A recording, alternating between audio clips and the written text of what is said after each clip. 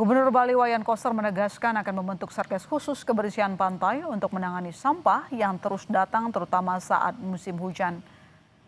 Gubernur Koster menyebut penanganan sampah di Bali tidak bisa hanya berfokus pada sampah lokal, namun juga sampah kiriman dan sampah musiman.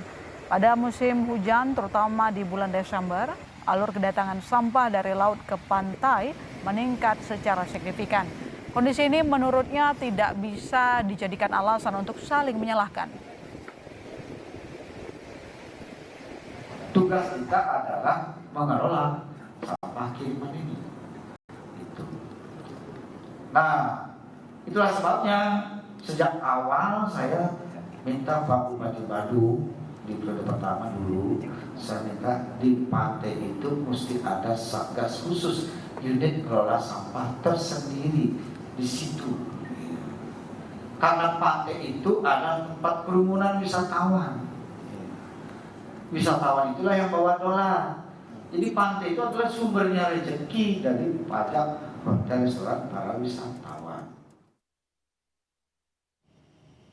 Sebelumnya Presiden Prabowo Subianto menegur Pemda Bali usai mendapat keluhan dari pejabat luar negeri terkait kondisi Bali yang kotor dan penuh sampah. Menurutnya, kondisi ini akan berdampak pada pariwisata.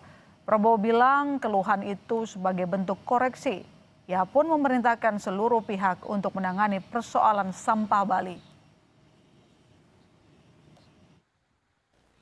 Pariwisata, apakah turis mau datang melihat sampah?